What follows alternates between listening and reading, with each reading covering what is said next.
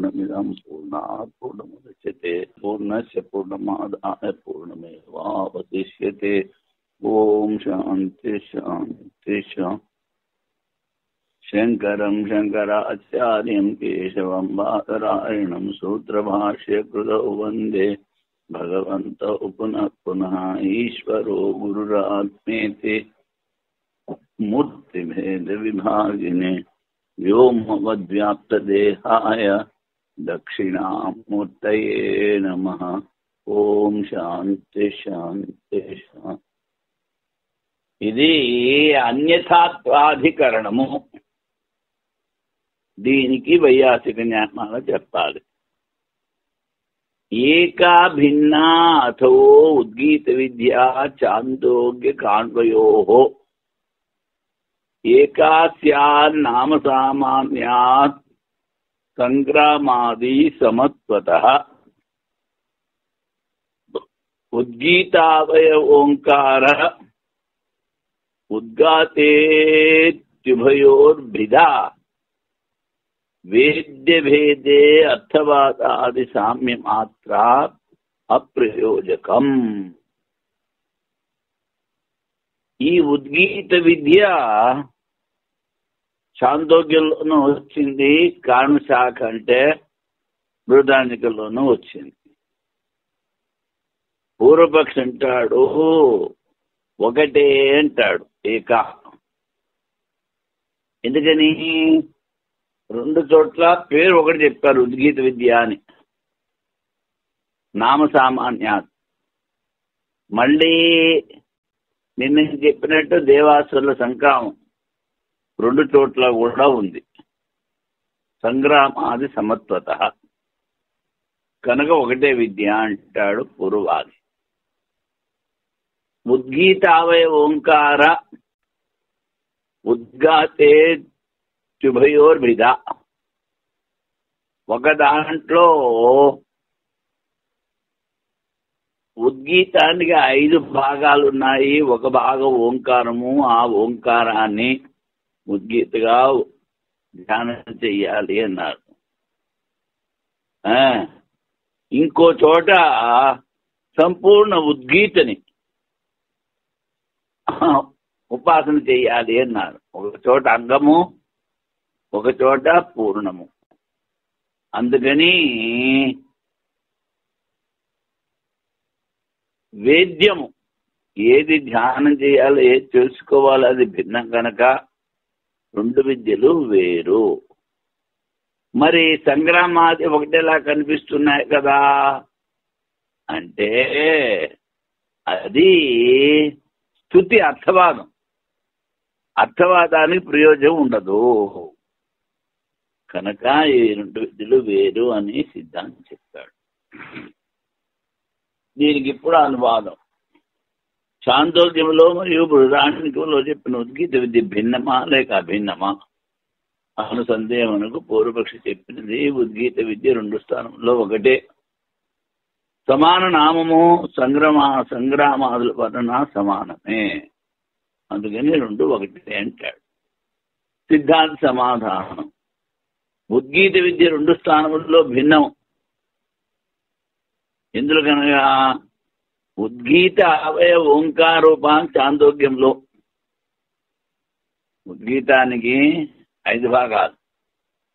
అందులో ఒక భాగం ఉద్గీత, దాని పేరు ఉద్గీత. దాన్ని ఓంకార దృష్టితో ఉపాసన చెయ్యాలి. ఇంకో చోట సంపూర్ణ ఉద్గీత భక్తి. ఉద్గాత యొక్క భాగాల్లో ప్రేరకమని ప్రాణమని బృహదారణికంలో చెప్పింది. సంపూర్ణ ఉద్గీత ఉపాసన. ఈ ఉద్గీతని చదివేవాడు ఉద్గాత అంటారు. ఆ వేద భాగాన్ని చదివేవాడిని ఉద్గాత అంటారు. ఇది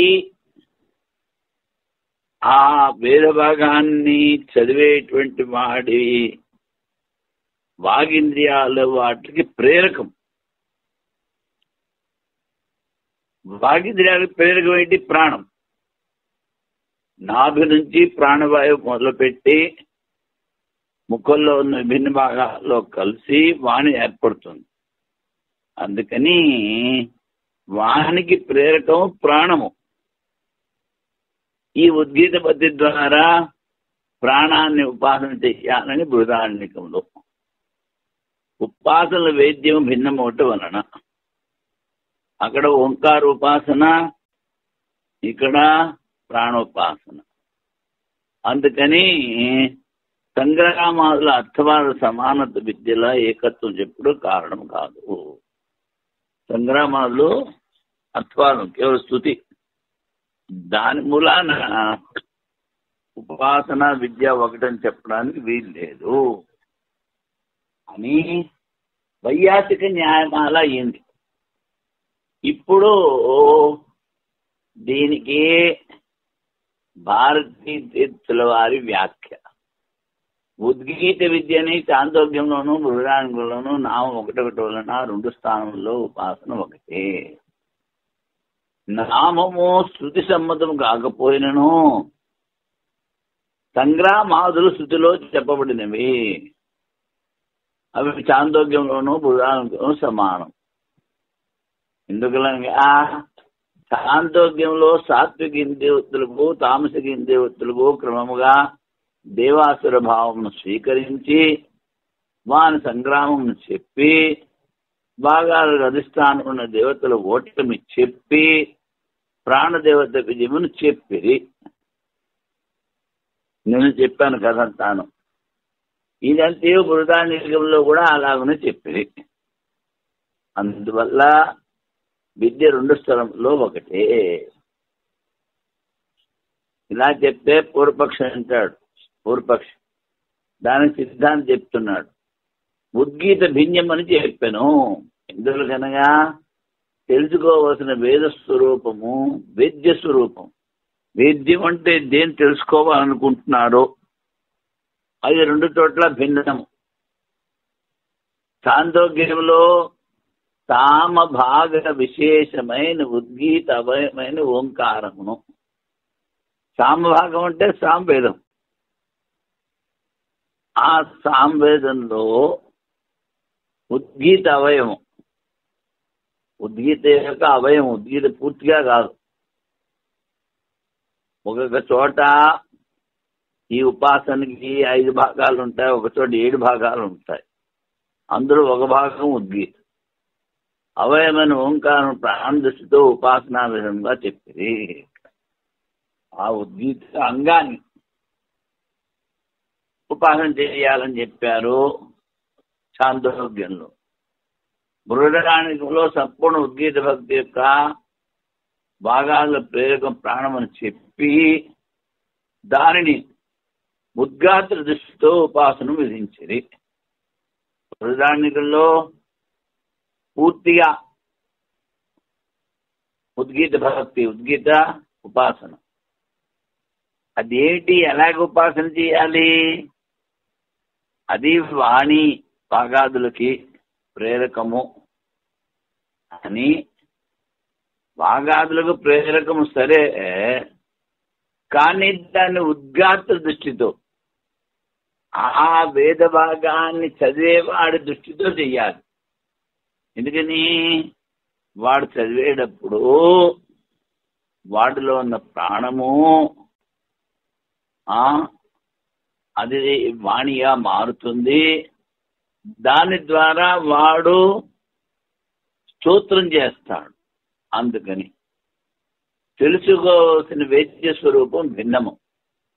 ఒక చోట ఉద్గీత అవయము ఓంకారము దాని దృష్టితో, ఇంకొక చోట ఉద్గాత దృష్టితో ఉపాసన చెయ్యాలని చెప్పారు. కనుక ఒక చోట ఓంకారం, ఒక చోట ఉద్గాత వేరు. ఏది తెలుసుకోవాలో అదే 2 చోట్ల వేరు వేద్య స్వరూపం. ఉపాసన భిన్నము, వేద్య స్వరూపము తెలుసుకోవాల్సింది భిన్నం కనుక ఉపాసన వేరు ఉంటాడు. మరి సంగ్రామాలు సమానత్వము, ఉపాసన ఏకత్వం చెప్పుటకు సాధకం కాదు. అది కాదు. ఎందుకని? అర్థవాదం మాత్రమేనని చెప్పబడింది. అది స్తుతి. ఈ ఉద్గీత విద్యకి అది స్తుతి. కాన పై రెండు స్థానంలో ఉద్గీత విద్య భిన్నము అన్నది సిద్ధమైంది. ఇప్పుడు సూత్రం అన్యథాత్వం శబ్దాదిచ్చే నా అవిశేష.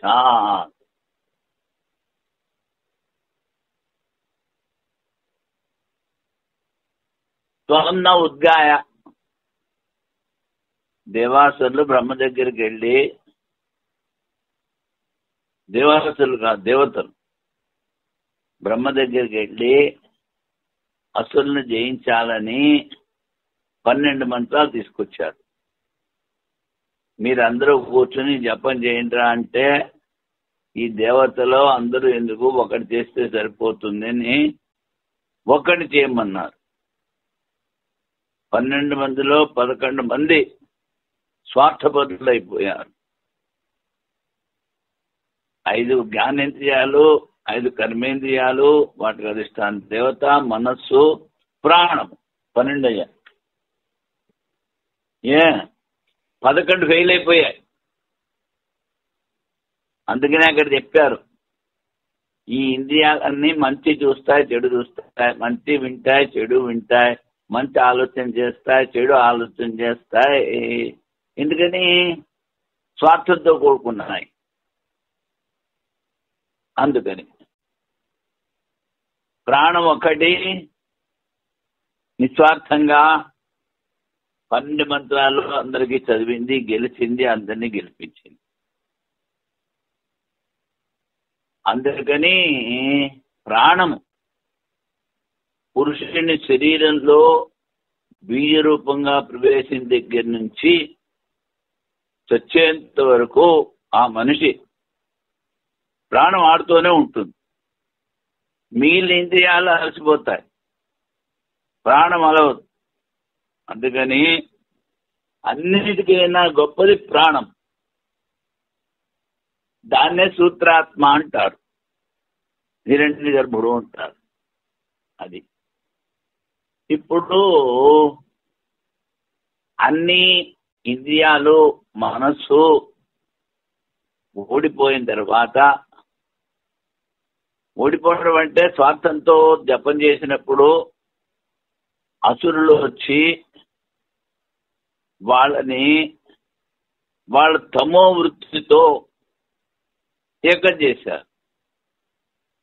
అందుకని ఈ అన్ని ఇంద్రియాలు మంచి చూస్తాయి, చెడు చూస్తాయి, మంచి వింటాయి, చెడు వింటాయి, మంచి తింటాయి, చెడ్డ తింటాయి, మంచి ఆలోచన చేస్తాయి, చెడ్డ ఆలోచన చేస్తాయి. ఇదంతా ఇంద్రియాలకి అధిష్ఠితమైన దేవతలు చేసిన తప్పు. ఆ దేవతలు చేసిన తప్పు వాళ్ళ యొక్క శక్తి ద్వారా మనిషిలో ఇంద్రియాలను నడిపిస్తున్నారు కనుక మనిషిలో కూడా ఇవి ఉన్నాయి. దాన్నే మనిషిలో దేవాసుర సంగ్రామం అంటారు. మంచి తలంపులు చెడ్డ తలంపులకి దెబ్బలాట జరుగుతూ ఉంటుంది. అందుకని అన్నీ ఓడిపోయిన తర్వాత ఆఖరణ చెప్పారు, త్వం న ఉద్గాయ, నువ్వు మా గురించి గానం చెయ్యి. ప్రాణమును నీవు మా ఉద్గార సంబంధమైన కర్మ చేయము. తమ ఉద్గీతం ఉపాసన చక్కరే, ప్రాణమును ఉద్గీత రూపంలో ఉపాసన గావించిరి. ఉద్గీతన కర్త రూపంలో ఉపాసన గావించిరి. ప్రాణమును ఉద్గీత రూపంలో ఉపాసన ఒక చోట గావించిరి, ఇంకొక చోట ఉద్గాత సంబంధమైన కర్మ చేయము అని ఒక చోట చెప్పారు. ఒక చోట కర్త అయింది, ఒక చోట కర్మ అయింది ఈ ఉద్గీత. అందుకని దీంట్లో భేదం ఉందని చెప్పకూడదు అంటాడు. ఇందులో కనుక దేవాసుల సంగ్రామం ఉపక్రమం గావించి అసురుల పరాజయంతో ఉపసంహారం గావించేది. ఈ అసురులంతా ఓడిపోయారు ప్రాణం ఉద్గారం చేసేటప్పటికి. ఇదంతా బృహదారణికలో చాంద్రంలో ఒకటిలో ఉంది, అందుకని విద్యలో భేదం లేదు అంటాడు ఎవరో పూర్వపక్షి. కనుక ఒక చోట చెప్పిన ఉద్గీత గుణాలని ఇంకో చోట ఉపసంహారం చెయ్యాలి. ఇక్కడ అవే చింతన చేయాలి, అక్కడ అవే చింతన చెయ్యాలి గుణాలు అని పూర్వపక్షి. విద్య భిన్నమోడో గుణముల ఉపసంహారం సరికాదు. ఈ రెండు చోట్ల విద్య వేరు. చాందోగ్యంలో చెప్పిన ఉద్గీత వేరు, అక్కడ ఉద్గీత అంగం ఓంకారాన్ని, బృహదారణికంలో ప్రాణ దృష్టితో ఉద్గాతని చెయ్యమని చెప్పారు. అందుకని ధ్యేయం ఉపాస్యం వేరు కనుక విద్య వేరు అని సిద్ధాంతం చెప్పాడు. అతయేవం ఆసన్నం ప్రాణం ఊచు స్వంద ఉద్గాయేతి తథేతి తేభ్య చేసే ప్రాణోద్గాయ. ఈ దేవతలందరూ వచ్చి ముఖంలో ఉన్న ప్రాణాన్ని నువ్వు మా గురించి ఉద్గానం చెయ్యి అంటే సరే అని. ముఖంలో ఉన్న ఈ ప్రాణంతో ఇందేమో చెప్పింది ఏమనగా నీవు మా కొరకు ఉద్గానం చేయము. ముఖ్య ప్రాణం సరేనని ఇంద్రియముల కొరకు ఉద్గానం చేశాను. వాస్తవ శాఖలో వినవచ్చుతున్నది. అత యా ముఖ్య ప్రాణం తం ఉద్గీతం ఉపాసాం చక్రే. ఏది ముఖ్య ప్రాణమైనదో దానినే ఉద్గీతముగా స్వీకరించి ఇంద్రియములు ఉపాసన చేసను. ఈ చాందోగ్యంలో చెప్తారు. చాందోగ్యంలో కూడా ఫలం వినిపిస్తోంది. ఈ రెండు స్థలంలో ముఖ్య ప్రాణం స్థుతి ద్వారా దాని ఉపాసన విధానం నిశ్చయం అవుతున్నది.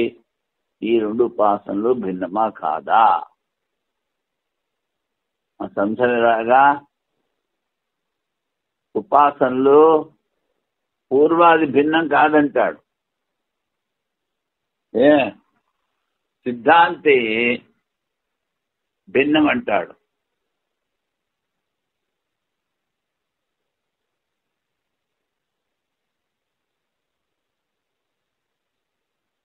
ఒకవేళ బాధ్య స్నేహికంలో సొన్న ఉద్గాన్ని ప్రాణం ఉద్గీతకర్తగా చెప్పిరి, ఎంత ఉద్గీతం ఉపాసన దగ్గర ఇంద్రియముల ప్రాణమును ఉద్గీతమని ఉపాసన చేసను. ఈ చాందోగ్య స్థితిలో ఉద్గీత రూపంలో ఉన్న ప్రాణమును ఉపాసన కర్మగా చెప్పి, ఒక చోట ఉద్గీత కర్త అయింది, ఇంకో చోట కర్మ అయింది. శబ్దభేదం ఉపాసన ఒకటి కాదు అన్నదివేమో. ఇదంతా పూర్వపక్ష సూత్రం.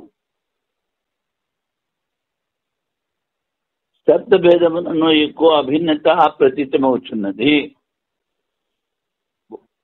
ఒకటేలాగా రెండు చోట్ల ఎక్కువ కనిపిస్తోంది అంటాడు.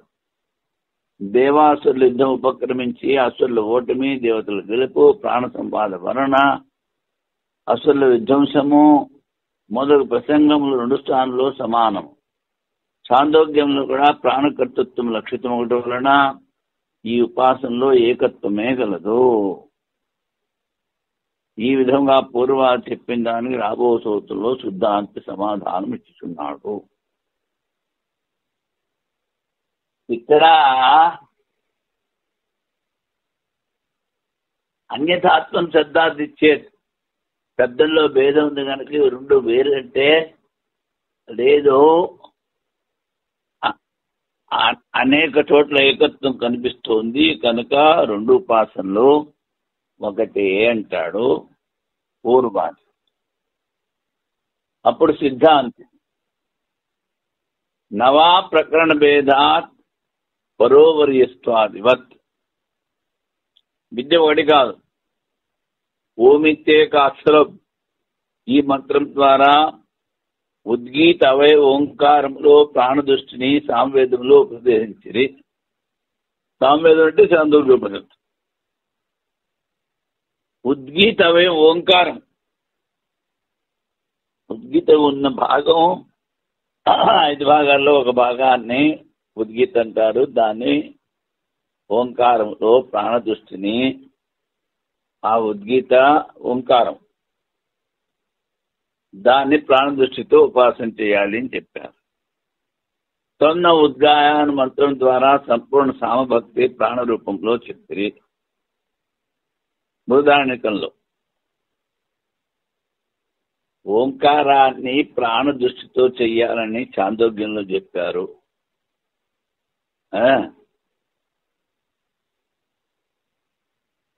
సామవేదం అంటే చాందోగ్యం.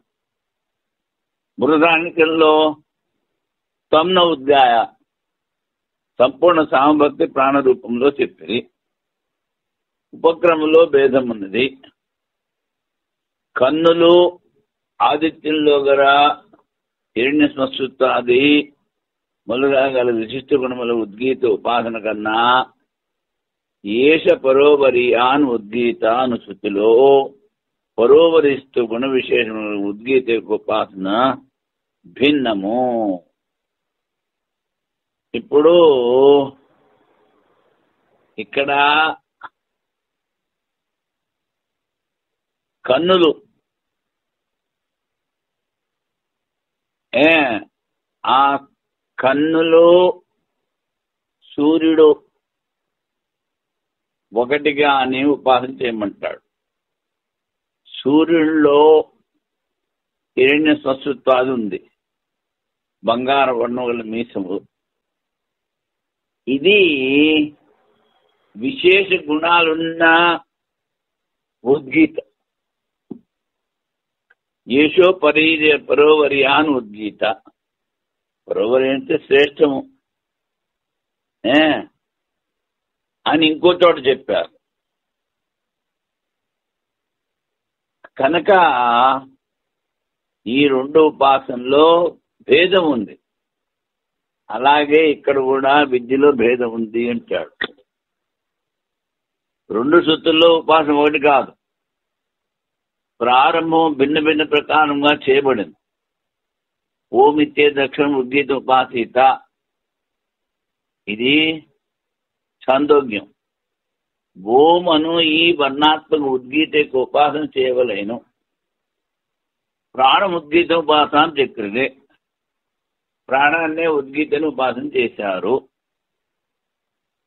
ఆ దేవతలు నాసికలో ఉన్న ప్రాణరూపంగా ఉద్గీతను ఉపాసన చేసిరి, ప్రాణాన్ని ఉపాసన చేశారు చాందోగ్యంలో. ఈ వాక్యం ద్వారా చాందోగ్యంలో ఉద్గీత యొక్క అవయవం ఓంకారంలో ప్రాణదృష్టి ఉపాసన ఉపదేశం గావించారు. బృహదారణ్యకంలో ఉద్గీత శబ్దం ద్వారా దాని అవయమును ఓంకారం సేవించిన కారణం లేనందున సంపూర్ణ సామభక్తి, సంపూర్ణం. దానికి 5 భాగాలు ఉన్నాయి, 5 భాగాలని ఉద్గీత అన్నారు. అది చెప్పారు. దాన్ని తొన్న ఉద్గాయ, నీవు మా గురించి ఉపాసన చేయని ప్రాణాన్ని అడిగారు. ఆ సామభక్తి కర్త అయిన ఉద్గాతని ఋత్విక్కును ప్రాణరూపంగా చెప్పింది. ఎవడైతే ఆ సామవేదాన్ని చదువుతున్నాడో ఆ సామభక్తి కర్త వాణ్ణి ప్రాణంగా చెప్పారు. ప్రాణరూపంగా ఉపాసన చేయమన్నారు. ఎక్కడ? బృహదారణ్యకంలో. చాందోగ్యంలో ఉద్గీతమయ ఓంకారాన్ని ఉపాసన చేయమన్నారు. కనుక రెండింటికి తేడా ఉంది. దేని ఉపాసన చేయాలో అందులో తేడా ఉంది. రెండు శృతుల్లో ఉపక్రమ భేదం ఉన్నది. ప్రాణములో ఉద్గాన కర్తృత్వం అసంభవం అని చెప్పేదేమో ఉద్గీత భావమునకు సమానముగా ఉద్గాన కర్తృత్వం కూడా ఉపాసన వరకు ఉపదేశింపబడింది. ఉద్గాన కర్తృత్వము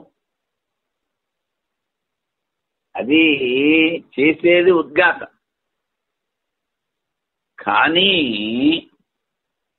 ప్రాణం ద్వారా ఉద్గానం చేస్తాడు. అందుకని ప్రాణోపాసన.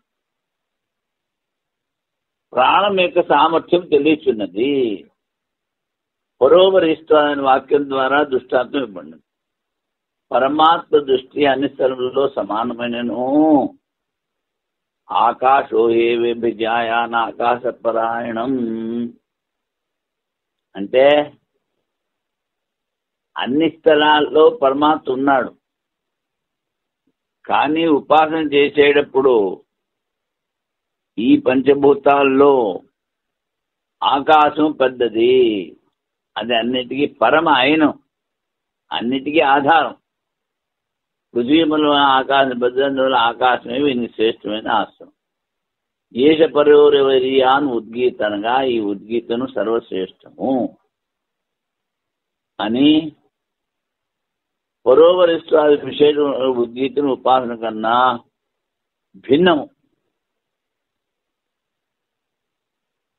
ఆదిత్యంలో హిరణ్య సృష్ణాది మొదలుగా గల విశిష్ట గుణములు గల ఉద్గీత ఉపాసన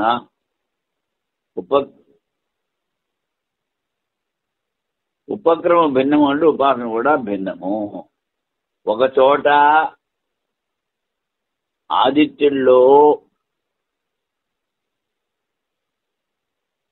బంగారు మీసాలు ఉన్నాయని చెప్పారు, అది ఒక ఉపాసన.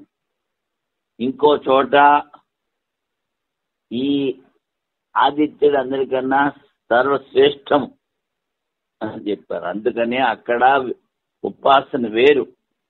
అలాగే ఇక్కడ కూడా చాందోగ్యంలో బృహదారణ్యకంలో చెప్పిన ఉపాసన వేరు.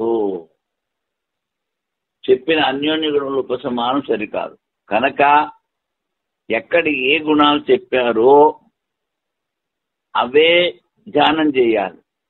అక్కడ ఇక్కడ తీసుకురాకూడదు, ఇక్కడ అక్కడ తీసుకెళ్ళకూడదు, అది అసలు విషయం. దీన్ని ఏమిటంటారు? గుణోపసంహార పాదం. గుణాలు ఒక చోట చెప్పి ఇంక చోట తీసుకురావాలా తీసుకురాకూడదా? ఇక్కడ సారాంశం ఏం చేరింది? చాందోగ్యంలో చెప్పిన గుణాలు ఆ ఉపాసన చేసేవాడు అవి చింతన చేయాలి. బృహదారణ్యంలో చెప్పిన గుణాలు దాన్ని ఉపాసన చేసేవాడు ఆ గుణాలను చింతన చేయాలి. అవి ఎక్కడ తీసుకురాకూడదు, ఇవి అక్కడ తీసుకెళ్ళకూడదు, అది సారాంశం. ఇంక దీనికే ఇంకో సూత్రం చెప్తారు. సంజ్ఞాతశ్చేత్ ఉక్తం అస్థితో తదపి. ఉద్గీత విద్య ఒకే పేరుంది కదా అంటాడు. ఈ ప్రశ్న సరికాదు. విద్య భిన్నమా లేక అభిన్నమా? నవా ప్రకరణ పరిసూత్రంలో సిద్ధాంత మతం చెప్పడమైనది. రెండు వేరండి. భిన్న రూపంగా అగ్నిహోత్రము, దర్శము, పూర్ణిమ అని ప్రసిద్ధమైనను అవన్నీ ఒకే కాట గ్రంథంలోని కానవానికి కాటకమని ఒకే రకమైన నామం కలదు. పేరు ఒకటి. ఇప్పుడు ఈ కర్మకాండలో ఎవడైతే రోజు అగ్నిహోత్రం చేస్తూ ఉంటాడో వాడు స్వర్గానికి పోవాలంటే దశపూర్ణమాసం చేయాలి, దశపూర్ణమాస యాగం చేయాలి. దర్శం అంటే అమావాస్య. అమావాస్యలో 5-6 హోమాలు ఉన్నాయి, అవి వేరు. పూర్ణిమలో 5-6 హోమాలు ఉన్నాయి, అవి వేరు. ఇవన్నీ కలిపితే ఒకటే హోమం అవుతుంది. భిన్న రూపంగా అగ్నిహోత్రం దర్శము పూర్ణిమ అవి అన్నీ ఒకే కాట గ్రంథంలోని. ఈ ఎన్ని హోమాలు చెప్పారో 6 ఇవి ఒకటే గ్రంథంలో ఉన్నాయి. వాటి పేరు ఒకటి, కానీ హోమం చేసే ప్రక్రియ వేరు. అందుకని ఉద్గీత విద్యను ఒకే సంజ్ఞ వల్ల 2 ఉపాసనలు ఒకటే అన్నట్టు సరికాదు. పేరు ఒకటి కదా, అందుకు 2 ఉపాసన ఒకటి. నవా ప్రకరణ భేదాత్ పరోవరీయస్వాద్ ఇతివత్ ముందు సూత్రంలో చెప్పారు, సమాధానం ఇచ్చారు.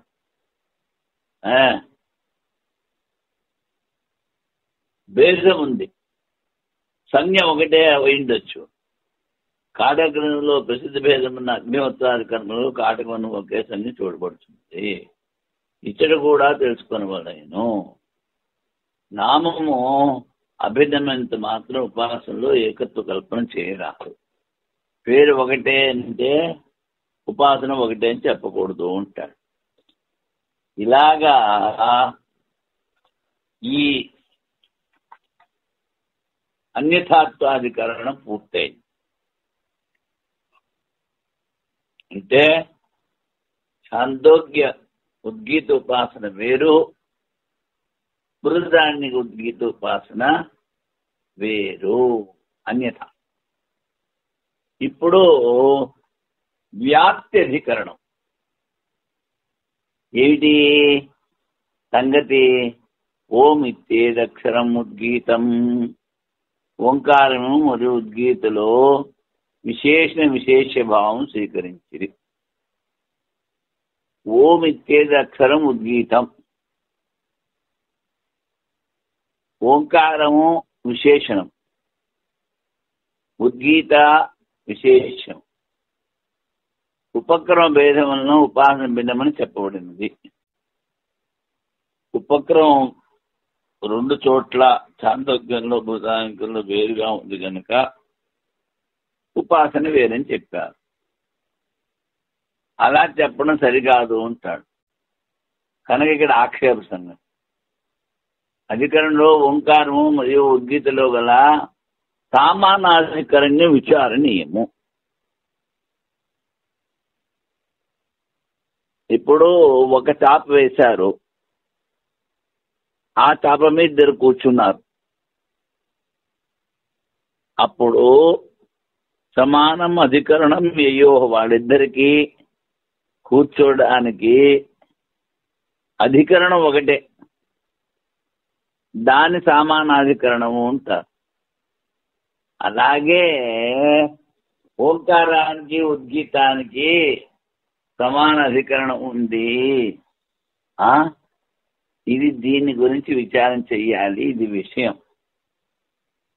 నామం బ్రహ్మని చెప్పినట్ల ఓంకారము మరియు ఉద్గీతలో గల సామానాధికరణం అధ్యాస రూపమా? ఇప్పుడు ఉద్గీతలో ఒక అవయవాన్ని ఓంకార దృష్టితో ఉపాసన చెయ్యండి అన్నారు. అప్పుడు ఆ ఉద్గీత మీద ఓంకారాన్ని అధ్యాస చేస్తున్నారా, లేకపోతే అపవాదం తీసేస్తున్నారా,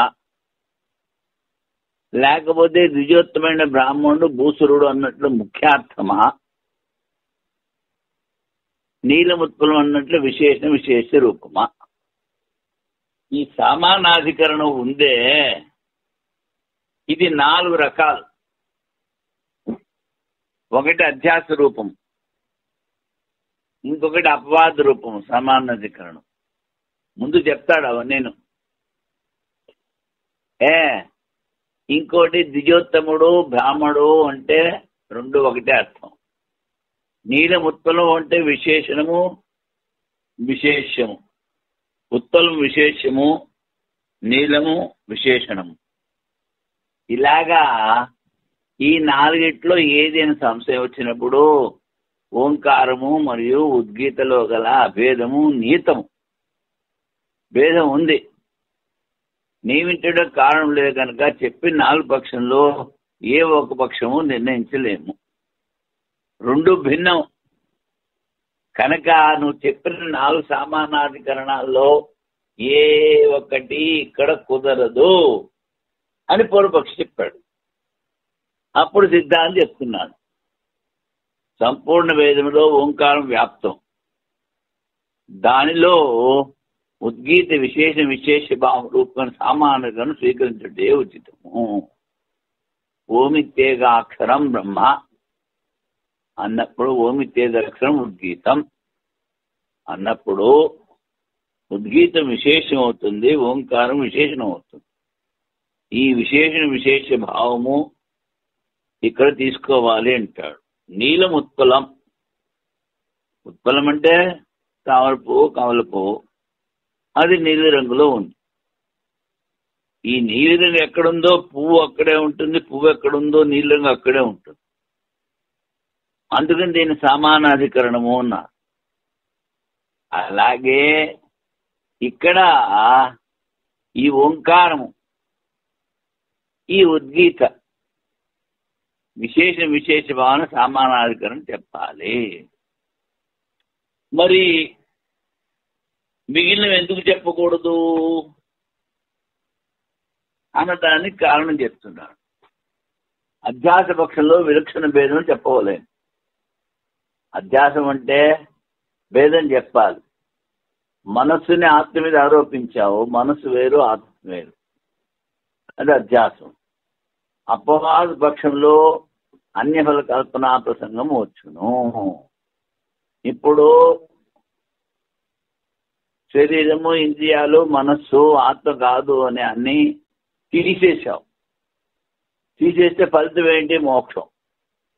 అలాగా ఇక్కడ అపవాదము అంటే నువ్వు ఫలితాన్ని చెప్పాలి, అది కుదరదు. అభేద పక్షం, రెండు శబ్దాలు ఉచ్చారణం వ్యర్థమవును. విజయోత్తముడు బ్రాహ్మడు వాడే భూసురుడు అంటే రెండు పదాల ఉచ్చారణ వ్యర్థం.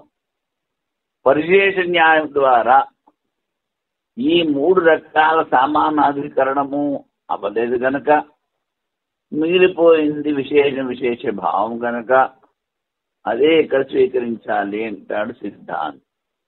ఓంకారం వ్యాప్తం. బ్రహ్మగారు కూర్చుని ధ్యానం చేశాడు 14 భువనాలని. అందులో భూర్భువ స్వః అంటే 3 పృథివీ, అంతరిక్షము, స్వర్గము 3 శ్రేష్టం అనిపించాయి. మళ్ళీ ఆ లోకాలను చేస్తే ఈ భూర్భువ స్వర అన్నవి ముందు ఈ అన్ని లోకాలకి వేదాలు సారమని తెలిసింది. ఋగ్యజు సామ. ఆ ఋగ్యజు సామాలకి మళ్ళీ చింతన చేస్తే 3 అక్షరాలు మిగిలాయి. ఆ ఉమా మిగిలాయి సారం. వాటిలో కలిపితే ఓమైంది.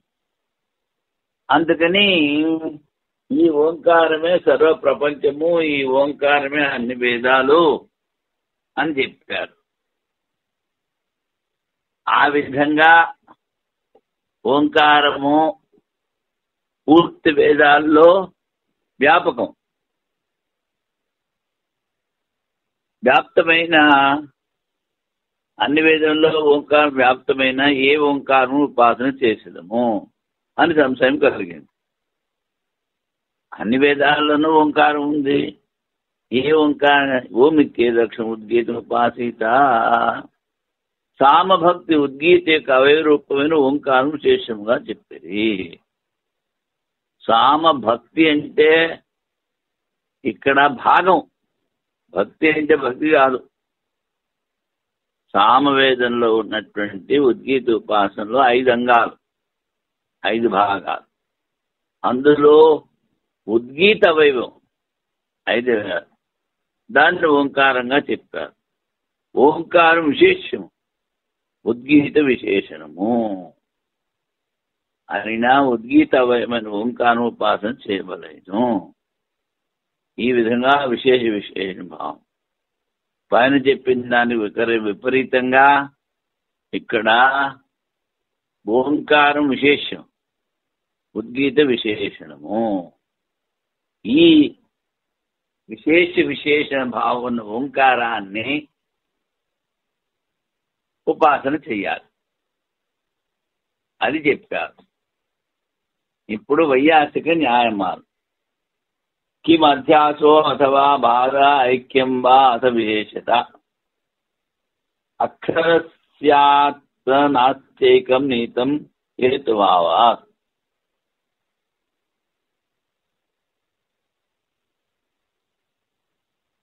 వేదేషు వ్యాప్తం ఓంకార ఉద్గీతేన విశేషతే అధ్యాసాదౌ ఫలకల్పం సన్నికృష్టం సలక్షణ. ఇప్పుడు పూర్వవాది అడుగుతున్నాడు, సమానాధికరణము 4 రకాలు, అధ్యాసమా లేకపోతే అక్కడ అపవాదం అన్నాడు, ఇక్కడ బాధ అన్నాడు, లేకపోతే 2 పేర్లు ఒకటే ఐక్యమా లేక విశేషణ భావమా? ఇక్కడ ఏవి నియమం కనిపించట్లేదు కనుక నాస్తికం నీతం, ఏ ఒకటి సరికాదు అంటాడు, కారణం లేదంటాడు పూర్వాలు. అప్పుడు వేదేశ వ్యాప్తం ఓంకార ఉద్గీతేన విశేషతే, వేదాల్లో వ్యాపించినటువంటి ఓంకారము అది విశేషము,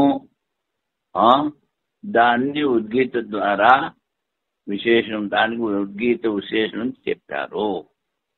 కనుక ఈ అధ్యాసం అంటే అధ్యాసంలో ఫలం చెప్పాలి, ఫలం కల్ప్యం, సన్నికృష్టాంశ లక్షణ. ఇంకా మిగిలినవి సన్నికృష్టం అంటే దగ్గరగా ఉన్నదానికి లక్షణం చెప్పాలి, అది ఏంటో అనువాదంలో చెప్తారు. మిగిలిన వాటిల్లో లక్షణ అంటే లక్షణ చెప్పడం మంచిది కాదు. శబ్దానికి ఏ అర్థం ఉందో అది డైరెక్ట్గా చెప్పాలి, అంతేగాని దీనికి ఇది అర్థం అనుకో దానికి అదే అర్థం అనుకో లక్షణంగా చెప్పకూడదు. అగత్యగత్య లక్షణం చెప్పాలి. అందుకని లక్షణగా చెప్పడం ఏం మంచిది కాదు. ఏ శబ్దానికి ఏ అర్థం ఉందో అది డైరెక్ట్గా చెప్పాలి. అలాగే మిగిలిన 3 సమానాధికరణంలో లక్షణ చెప్పాలి, లక్షణ చెప్పడం మంచిది కాదు. అందుకని విశేష భావమే ఇక్కడ స్వీకరించాలి. అది ఓమిత్యేదక్షరం ఉద్గీత ఉపాసీత, అక్షర పదమునకు మరియు ఉద్గీత పదమునకు సామానాధికరణం తెలిసినది. ఈ సామానాధికరణం అధ్యాస రూపమా, బాధ రూపమా, అభేద రూపమా, విశేషమా, ఈ సందేహమునకు ఏ పక్షం కూడా నిర్ణయమవటం లేదు, నియమించే కారణం లేదు అని పూర్వపక్షం. పని చెప్పిన విషయాల్లో విశేష సామానాధికరణం అన్నది నిర్దిష్టం. ఋగ్వేద వేదమంతుల్లో ఓంకార అక్షరం వ్యాప్తం, అది విశేషం, దానికి ఉద్గీత విశేషణము. అధ్యాసాది మిగిలిన 3 ఫలము మరియు సన్నిహితాంశంలో లక్షణ ప్రసంగంలో వచ్చును. అధ్యాసం ఉంటే ఫలం చెప్పాలి, మిగిలిన వాటి లక్షణ ప్రసంగం, లక్షణం చెప్పాలి. లక్షణం చెప్తే, లక్షణంగా అర్థం చెప్తే అది మంచిది కాదు, అగత్యగతి అంటే ఇంకేమీ కావలేక అలా చెప్తున్నాము అని. అందుకని శబ్దానికి డైరెక్ట్గా ఏ అర్థమో అదే చెప్పాలి, లక్షణం చెప్పడం సరికాదు. ఒక దాంట్లో ఫలితం చెప్పాలి, ఫలం లేదు. ఇంకో దాంట్లో లక్షణాలు చెప్పాలి, ఇంకా 2. కనుక 3 తీసేసి విశేష భావం. ఎందుకని? ఓంకారం వ్యాప్తం వేదాల్లో, సర్వ ప్రపంచంలో, దానికి విశేషం ఉద్గీత చెప్పి దాన్ని ఉపాసన చేయమన్నా. అది ఇవాళకి చాలే. ఓం పూర్ణమదః పూర్ణమిదం పూర్ణాత్ పూర్ణముదచ్యతే పూర్ణస్య పూర్ణమాదాయ పూర్ణమేవావశిష్యతే. ఓం శాంతి శాంతి.